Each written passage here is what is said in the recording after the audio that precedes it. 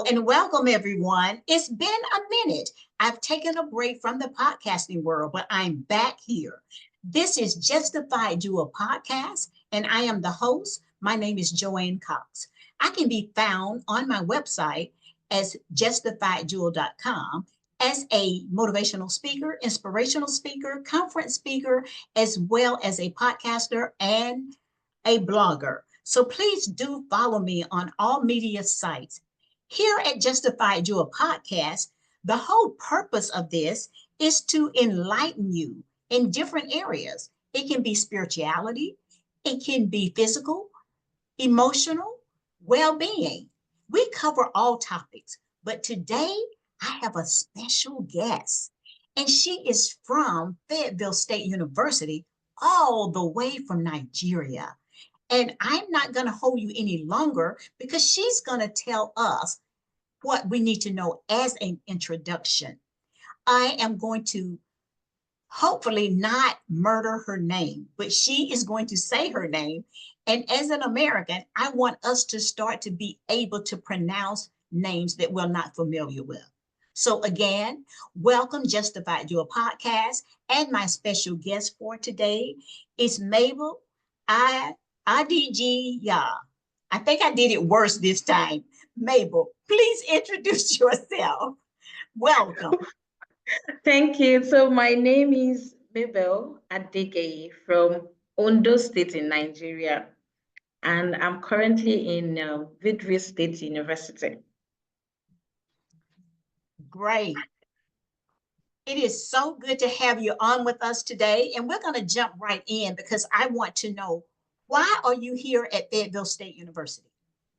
Okay, so I'm here on a language exchange program. So sponsored by Fulbright, and the program is called Fulbright Language Teaching Assistant. So what happens with the program is that they bring in people from Nigeria who are professional teachers, not just anyone, professional teachers from Nigeria to come and teach Yoruba language in various universities in the US. And I was posted to Wadeville State University. We have other colleagues of mine all over different universities in the US. Okay, that's so interesting. And I'm certain that a lot of people don't even know that this class exists. Now, how many students do you have in your class? Okay, so currently I'm not taking a class, and due to technical issues before I arrived here, but majorly every year they have at least 20 to 22 students in a Yoruba class. And I'll be teaching in the spring semester, which is next year, and I'm looking forward to having over 20 students in class. We have students already registering for the course, and I'm hoping to see them in class. Okay, and if you didn't pick up on that, the language is pronounced Yoruba? Yoruba, yes, it is. Yes. And because of that, and we're not really familiar with that language, tell me, introduce yourself in your language. Okay, so I'm going to be saying my name, where I come from, and I will say I am happy to meet you. Then thank you. So this is how it sounds. Orúkọ mi ni Mabel Adegeye. Mo wá láti orílẹ̀-èdè Nàìjíríà. Inú mi dùn láti mọ̀ yín. Ẹ ṣé o. That is it. That is so pretty. That is so smooth. I am Thank going to you. come and visit your class just to see the connection there. Yeah. Again, this whole purpose is to introduce you to the world. A lot of people are looking at this podcast and they're not here. We are in Fayetteville, North Carolina, and she is the assistant instructor at Fayetteville State University. And that I want to make clear. Now, what I would like to find out, what is it that you want outside of Fayetteville State University? What do you want people to know about Nigeria? Okay, so contrary to what we see online, what is being projected about Nigeria online, I want people to know that Nigeria is a very beautiful place. Apart from what we see online about bad roads, stuff happening, Nigeria is such a beautiful place, and we have lots of things, lot of things that we attract people in Nigeria. And I think people don't know Nigeria is the biggest African country producing oil. Nigerians are business-oriented people. If you are someone that loves culture, Nigeria is the best place to enjoy different kind of culture, to look out for things that you're interested in. Nigeria is a place where you can enjoy yourself at any time of the night, at any time of the day. There are a lot of historical sites to visit in Nigeria. There are a lot of natural features that we people don't get to see online. I remember that when I was showing my slide during one of my presentation, one of my students said, "Oh, is this Nigeria?" I said, "This is Nigeria." It's because they've not seen it online. They feel like Nigeria is just a place in Africa that is dirty, is not fine, is not so nice. But the truth is, we don't get to see some of these things online. Nigeria is a very beautiful places, and there are a lot of places you can visit in Nigeria. Yes, I'm so glad you brought that up as far as what we actually see on the website on different views. We see so much on television as well, and it doesn't represent you very well. There are short moments, but I want to bring back as how I got to meet Mabel. And I met her at something that's called a meet and greet at Fayetteville State University for the international students. I am going to say outside of line to connect with someone with the international student section so that you can meet these people from different areas because what you're wanting to know about their culture. And she's going to come on a different episode with her slides because when I saw them, I told her I was ready to pack my bags. I was so excited. You know, we go to places and we visit, but we only see a short portion. But if you go with someone that actually lives there, you have a whole different take. And so that is what I will intend to do. So next time when she comes on, you will be able to see the beautiful slides. Now tell me something about the culture of Nigeria versus what it's like here in Fayetteville, North Carolina. Oh, okay. So, the culture in Nigeria is quite very different to what's it is Yes. here. So, for someone, so in Nigeria we have over 250 ethnic groups. So that's like we have more than 250 languages. That is different individuals with different cultures, with different beliefs. So it's like it's a lot. It's a lot to take in, and you have to interact with these people. You have to Mm. get to know them, appreciate their culture, and yeah, from what I've seen so far, it's just like a language or two or three. But coming from a place where we have multiple languages, you don't want to be stuck with just one. You don't want to, you want to dwell, you want to be able to speak at least three, four languages so that you can connect with your neighbor. You might be in an apartment and you have different people and you cannot communicate in the same language. So it is Nigeria is a place where you will work on your multilingualism. It is a place that is going to give you an opportunity to learn more, be able to take in a lot, give out a lot. So I would say that it is a lot different. Nigeria, the cultural aspect is a lot different here and in Nigeria. Yes, and that is the word that I want people to hear is that cultural difference. Did you hear her say 250? She didn't say 25. She said 250 ethnic groups with all these different languages. So the point here is to be versatile so that you'll be able to talk to your neighbors or anyone that you communicate with in a different place. To me, that just opens up a whole different brainwave of being able to connect with that many languages fluently. She didn't say that, but that is what you need to know to be able to speak fluently in at least 4 or 5 languages. Now, tell me about the dress. You had on a wonderful, I call it a costume. You had on a wonderful outfit at this meet and greet. But do you dress like that on a regular basis? And tell us about the industry of fashion.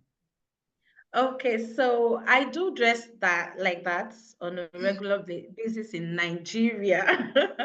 In Nigeria, Okay. yes, yeah. But yeah, I dress like that on any special occasion where I have to showcase my culture or meet new people and to just tell them about my culture and my language. But one thing I wanted to know is that Nigeria people, we are fashionable. We are people Mhm. that loves fashion. Like we have the best fashion houses in Nigeria. And what I had on that day was what we call Kampala.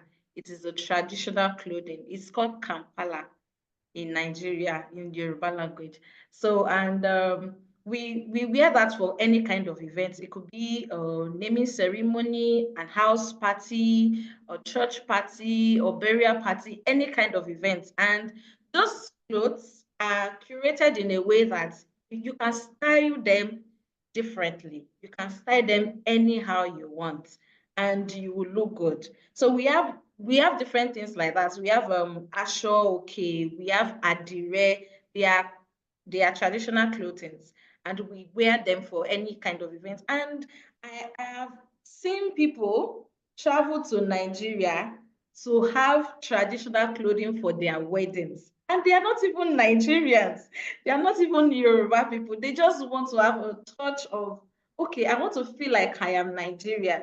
So they travel all over to Nigeria to have a bit of ashoke in their wedding dress, or have a complete attire for their wedding or their ceremony, depending on which one they are having. So I would say that Nigerians are fashionable people, and currently we are taking fashion to the big places. Like we are taking fashion to the big places. Yes, I truly believe that. And I've had on a fellow student that was from Nigeria as well. And she talked so much about the fashion there and how you dress. You know, here in America, you have the sweat clothes and you're dressed for this occasion and you're so laid back. You ladies look so good from head to toe. And I am so impressed that I stepped up my game ever since I've been to the Beanie Greek because I just want to look good wherever I am. So Yeah. I credit you for that. Oh, And thank you. you'll have to hold me accountable when you see me and just say, okay, Joanne, did you forget? But I just want you to know I'm going to come through. Do you know, Now, there's something in Nigeria that we have this more like an adage that you will be addressed the way you're dressed. So it is like when you're going out, you have to put on your A game. You have to dress well so that they can address you in a very honorable way. You don't want to be taken less, so you have to keep on put on your A game every time you're going out. did you hear that, fans? Did you hear that, viewers? You have to have your A game. And the thing Yeah. is to remember, you will be addressed the way you dress. Yes, yeah. I wrote that down. Okay. You will be addressed the way you dress. Now let's go in because we're talking about fashion. What about weddings? Is it a tradition to have a certain color for the bride? And what does the groom wear? And what is the entire wedding party like? Oh, okay. So I will just speak on Yoruba because, like I said, we have different ethnic groups. So different weddings are different in each ethnic group. So I'm just going to be talking on Yoruba. So a Yoruba party is always the best party of the year. Take it anywhere. It's always the best party of the year. And like you asked, we have different colors. There's always a color code for different parties. So take myself as a bride. Taking myself as a bride, if I want to have my wedding now, I will say I want like a gold color, champagne gold or something. So if I go with gold, that means we have ladies which are going to be my friends. We call them Ashwebi ladies. So they have to dress in gold or champagne gold or any color I'm picking. And then we'll have the groomsmen, which are Oreoko. We have them go wear the same color too. And then we now have the parents of the bride and the groom. We get to pick another color for them so that they will stand out among the crowd. Then we now have the people coming to the wedding. They have a different code, code too, different color code too, just so that the whole place is bubbling with colors. It has to be colorful. So, like I said, the Yoruba wedding party is the party of the year. Apart from the fashion, the food are always amazing. Like it is always, it's like the best party you don't want to miss. You don't want to miss in Nigeria. And a Nigeria party is not complete without the amala, without the jollof rice. It is very important. We put so much details in our fashion, and we put so much importance and details into our food. So for the bride can choose to dress, traditional attire, the clothes I mentioned earlier, the adire or ashoke. But mostly now we have ashoke trending, and we have different kind of embellishments on the ashoke. We have different kind of gele on the lady's head and different kind of accessory just to make her stand out. And I will say that to different cultures, different ethnic groups in Nigeria too, because they have different accessories and different kind of clothing in their culture. So it is always the best party of the year. You can see the excitement in her when she says the best party of the year. Yeah. I might need to go during that time. Now, what time of the year is the best party of the year? Okay. So I think it should be around December. Why I said that is because it is like the best time people come together, families come together, because people have traveled all through the year. So everyone is coming back home to have a good time, spend Christmas together. So the best time of the year to have a party is December, because we'll have more people around. And the beauty of that party is people around so that you can see the many colors, the enjoyment, the flow, and also the best time to have a party in Nigeria is December. Okay. Now, what is the temperature during this time of the month? Oh, it's hot. Currently, it's hot in Nigeria. Yes, Yes. Okay. I don't get like better cold weather. Yeah. it should get better by first week of December. Okay. First second week of December. Yeah, but it's Okay. currently hot. Now, what is the main food like? The And what is main it called? Yes, just in general, not for a wedding, not for the party, but there are times where people eat meat and potatoes here. So, what is that favorite food or something that I can expect that I will be able to eat anywhere when I'm with you? Okay, it's jollof rice. It's Okay. everywhere. It's connected to every tribe, every ethnic group. Everybody eats jollof rice. Yes, it's And is like it's something you can easily access any part of in any part of Nigeria that you are. You can easily access it. There are a lot of eateries and restaurants that you can get it from. So that's like the best food anyone can connect with. now what is that connected to American style? What would that taste close to? To American style. Oh no. Nothing, nothing. Now, is that a meat? No, Is you, that a you know what? starch? Because Nigerians, we are people that love spices. Mhm. Okay. So, and I have noticed since I got here that Americans do not really like spicy food. Okay. So, and in Nigeria, spice is like Is the answer. Oh, okay. All right. This is not my normal podcast because I am just so into her. Okay. So now I want to know, are you a good cook? Am I what? Come again, A please. good cook. Oh yes, I have. Okay. What's your favorite food to cook? Oh, so that would be eba and vegetable soup. So we call vegetable soup in Nigeria eforiro.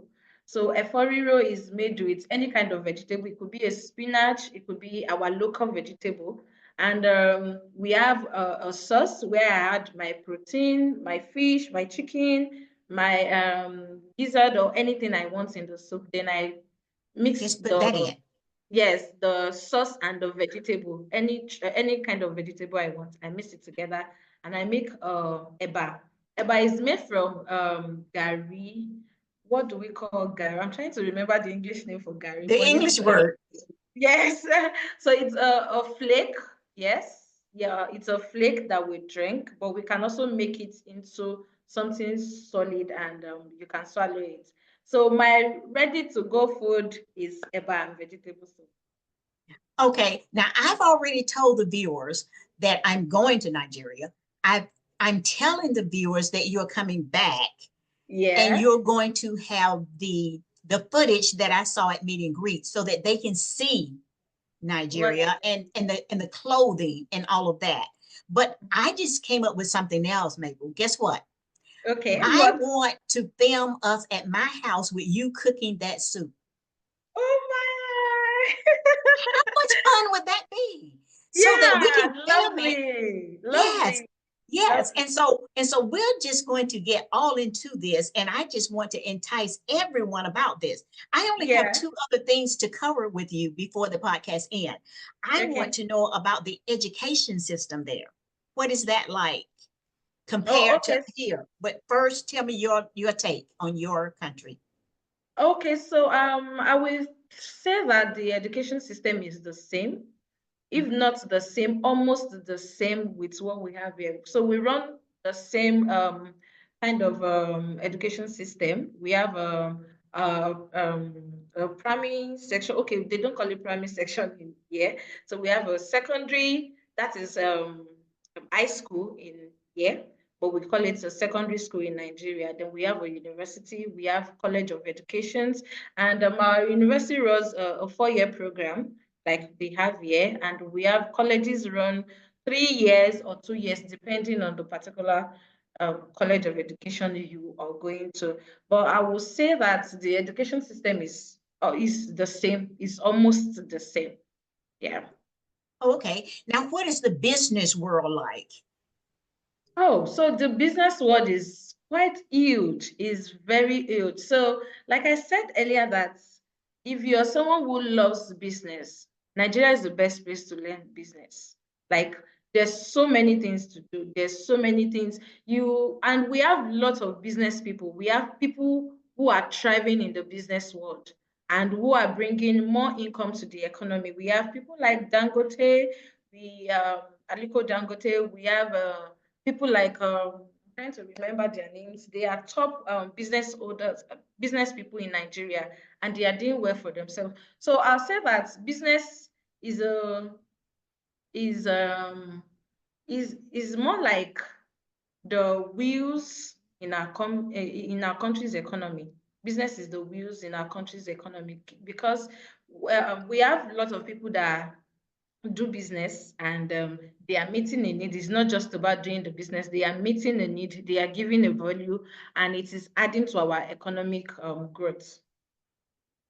Okay, now do you have a lot of big businesses that are family oriented and then they really want to pass that business down as a cultural thing to their kids?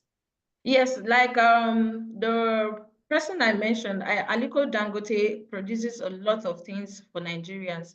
We have from the cement used to make concrete to build houses, to Mhm. household items, to food, to different. He has like different kind of things. So it's like in an household you have like 10 items from the same company, Okay. and we have other business owners. I'm trying to remember their names. I don't know why I keep forgetting. So we have other people like that who have attained an height in their business, and they are passing those battles down to their children who are handling the business right now. Okay. All right. That's understandable. So I understand the business, the fashion world, the food. What are the holidays there? Okay, so the holidays are always fun filled. Like I said earlier, I said the best time to have a party in Nigeria is December because every other person that has traveled is coming home. So around December is like the best holiday time because we have lots of people around. You're seeing someone you've not seen in the last 10 years or 5 years or few years back. So it's always very fun. And what we do mostly I'll take my family for example. In my family, we have a tradition of cooking for people during Hmm. our festive period, cooking for people around our festive period, and share food, reach out to our extended families who are around, come over, then we have a sit down, gist over what we've achieved or what we have experienced in the few years. So it's always very fun because you're going to be seeing people you've not seen for a long time. Okay. And I'm thinking about my colors now and how wonderfully dressed I'm going to be in that December. Now, Okay. the spirituality part. What about your spirituality or church? What is that like in a building? Is it considered? Tell me about the spirituality part of Nigeria. Okay, so in Nigeria we have major three major religions. So we Mhm. have Christianity, we have Islamic, which is Arabic, or then we have the traditional religion. So traditional religions differs according to the ethnic groups. Then we have Muslims, which are Islamic religion, and then we have Christians. And people are allowed to choose any religion of their own. You can practice any religion you want, and we have different kind of churches. We have different kind of mosques, and so I'm a Christian, and we our services is like twice in a week. You go to Mhm. church on Sunday, then there's a Bible study in between the week where you go to church and spend an hour or two in church, go back home and feel refreshed. So it's just Yes. like that. So we have three major religions, and everyone is free to choose any religion you want to practice.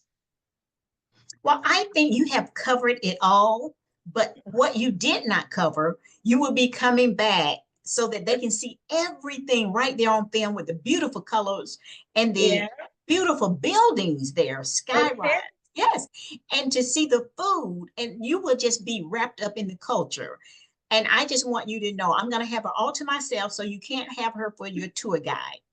But I would like to thank Mabel again for coming on just for today to give Thank us a glimpse. you. And Thank you. the purpose of this is to let the community outside of Fayetteville State University know exactly what's going on in bits and pieces as she comes back to fill in those gaps.